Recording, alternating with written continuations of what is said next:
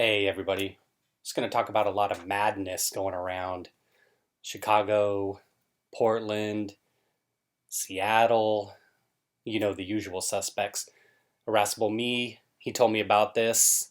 I wasn't even aware of this. We're just going to buzz through a bunch of different stories, just showing some headlines, not really going to read through these, but one of the CHOPS shooters fled Washington State, prosecutors say. A warrant was issued for his arrest. From what I gather, this was the individual who did the first shooting there. He wasn't the one who did the shooting of the young boys that led to, or kind of somewhat accelerated the process of them deciding that it was finally a good time to get rid of the Chaz, that things were getting too out of hand. I'll archive these and link all of these articles in the description if you want to read further about any of these. This one actually was about 2 months ago. The Washington State mayor now calls BLM protest domestic terrorism after her home was vandalized. And this is Olympia, Washington. So it wasn't Seattle. It says here the mayor of Olympia refers to protests as domestic terrorism, according to the Olympian. Is she right? Seems like it. I'm with her on that. You see how it is when it comes to your doorstep. Everything's cool until it comes to your doorstep, just like with Jenny Durkan and some of those city council members in Seattle. This is a bit of old news from a couple weeks ago in Eugene. Look at right here. 2020 protests. This is what the header they use for every story. And then right after that, riot declared in Eugene. So again, I'll link all of these. What began as a BLM demonstration ended as a riot in Eugene on Saturday. Well, what began as a demonstration was always going to end as a riot. Things don't always start as a riot. It takes several people to get together.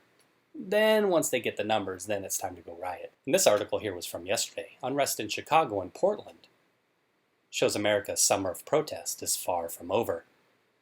I guess they are specifically in Chicago and maybe in New York with whatever's going on there.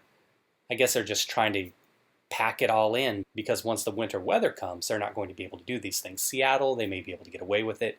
Portland, you got the rain and everything, but come wintertime in Illinois, New York State, you certainly aren't going to see individuals out here doing these kinds of things. Looks like the protesters set fire to the police union headquarters in Portland, Oregon, and they've tried to do that a couple times, right? Of course, you know this photo, iconic.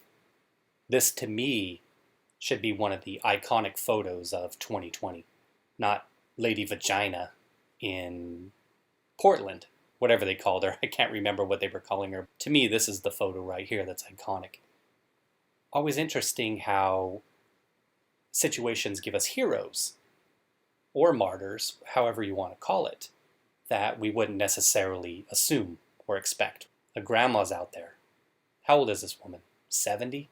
Standing up to the mob when nobody else in the city will? Hopefully a lot of you are familiar with this situation already. Chicago raises bridges, restricts downtown access to try to prevent more rioting. It was, the 9th, early morning on the 10th, individuals just decided to go crazy there and start tearing up the city. All right, let's show a little bit of this video I have here. It's from Fox News. It's a short clip, about 1.5 minutes long. I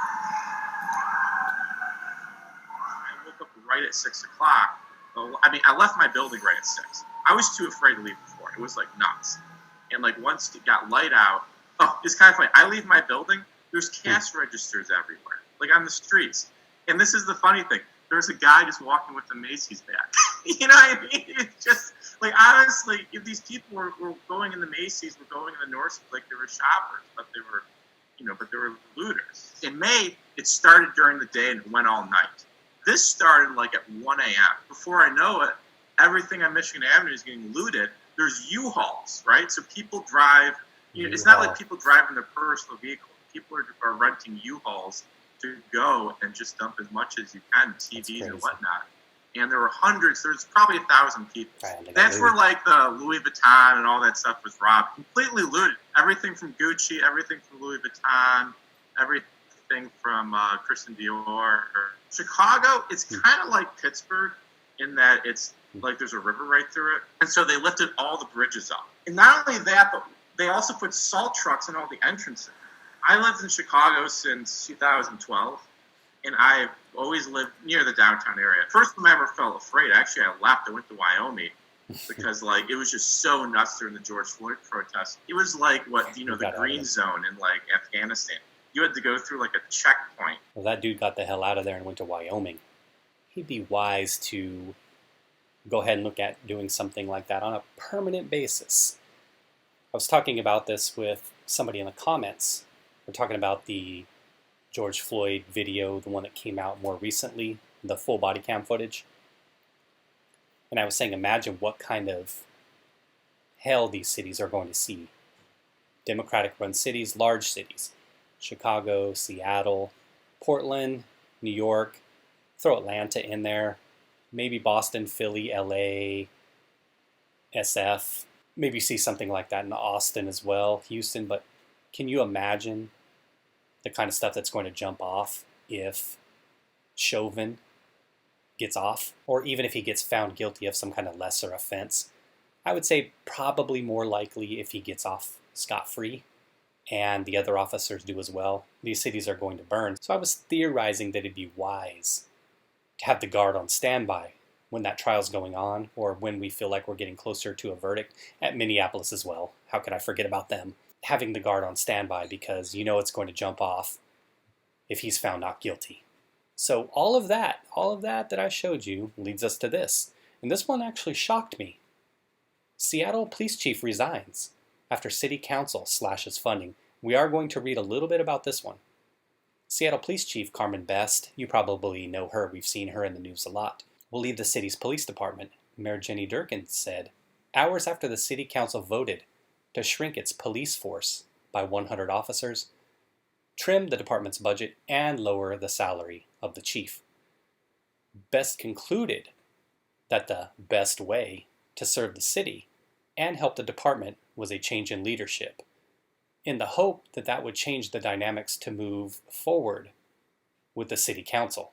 Durkan said in a statement, a news conference is scheduled for 11 a.m., yada, yada, yada. So by the time you see this video of mine here, that conference will likely have happened already. It further goes on to say the council voted earlier Monday to shrink the police department through layoffs and attrition, and cut about $3 million from this year's roughly $400 million budget. You think about that though for a second. There has to be more to that, right? They're just cutting $3 million from a $400 million budget. That's less than 1%. Additionally, Chief Best would have seen her salary reduced by $10,000 to $275,000, less than an earlier proposal to slash her pay by $100,000. So she's making $285,000 now as a police chief. Woo, baby! I don't know if I could walk away. I get what she's doing here. I get how perhaps there's a lot more behind the scenes that we're not going to find out about, above our pay grade. And to walk away from $285,000, you would think there had to be some kind of severance package, some kind of golden parachute, something on the way out of the door.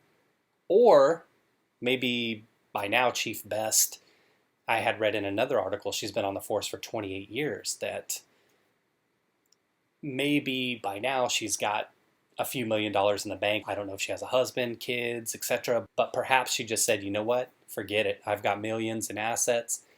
I'm going to take my butt down to South Florida, get on the beach, and just relax. I'm going to take my butt down to San Diego and relax. I'm going to live in Idaho, Montana, and just hit the slopes all winter long. You know, perhaps she's just done with it. But they were only cutting it $10,000. Now I say only. Again, as a percentage, that's what? Less than 1/3%. So the money can't be an issue. There has to be something more to it. And like we said, perhaps she's just done. But you know how it is. They try to come out and save face. Like Jenny Durkan. Oh, we wanted to go a different direction. A change in leadership. With the way things are, which is, and how we're always told about these things in the news, that, oh, it's the white man, white guy, right? They've got a black female. First black female police chief of their department, I believe I had read. Where else do you go other than that? How does a change in leadership, a new face, so to speak, how would that do anything? A black female. Who can you bring in that's any more like diverse or seen to be oppressed, right, in society? Who can you bring in that could really put a different face on this thing, so to speak? You bring in, what, an Asian man, a black man, a white woman. Their previous chief was a white woman, I had read. What other person can you bring in to where whatever's happening in Seattle with the unrest and just the tensions and everything, people are going to be like, oh no, okay, we're cool. We're cool with the new police chief. My personal opinion would be that she was just done with it. That Durkan and the city council became too obtrusive, too obstructive to work with. More so probably Durkan, tying her hands on a lot of things to where she was just like, hey, I'm done with it. I got millions in the bank. Like I said, hopefully she does. She got millions in the bank. Her family's taken care of. Generational wealth, like I like to talk about, to where she's done with it. And then, as I said, Durkan has to come out and save face. You get the police chief out here resigning when she's out here trying to help a city. But you got these idiots on the city council and their idiot mayor who are doing nothing but harm to the city. So I'm with the chief on this one. I don't know everything about her. I don't know everything about this case. I don't know everything about what went on. I don't know what went on behind the scenes. I'm with her on this one. Let me know what you think. All of this stuff, it's just snowballing. All of these different things that are happening in different cities that I've showed you here, it just kind of snowballs to where a change in leadership is definitely needed, but not this kind of change. Durkan needs to go. Ted Wheeler needs to go. Lightfoot needs to go. Their governors, their senators, their police chiefs that are out here encouraging things like that idiot in Atlanta was. Finally, until a little girl got killed. That's the change in leadership you need. Not something where somebody seemingly, again, I don't know enough about it, but it seemed like she was out there trying to do good for the city. We're referring to Police Chief Best. You don't want those individuals being replaced. You want the Lightfoots of the world gone. You want the de Blasios of the world gone. They're the problem. It's only going to get crazier from here, I think, and regardless of which way this goes in November, I don't see it slowing down. I don't see it stopping. Say Biden wins. Oh, Joe Biden's in office now. Oh, okay, time to stop. I think you'll definitely see the media narrative change, and I'll talk about that in a future video. People are emboldened now. Like I said, when you get the taste of blood in your mouth, like these dumb commies, these BLM terrorists, Antifa, Black Bloc, whomever, however you want to lump them in, however you want to separate them, to me they're all the same. They're all domestic terrorists. Once they get the taste of blood in their mouth, and once they have this feeling like that they're untouchable, that the media is on their side, it only gets worse. It doesn't get better. All right, everybody. Thanks for watching. Take care.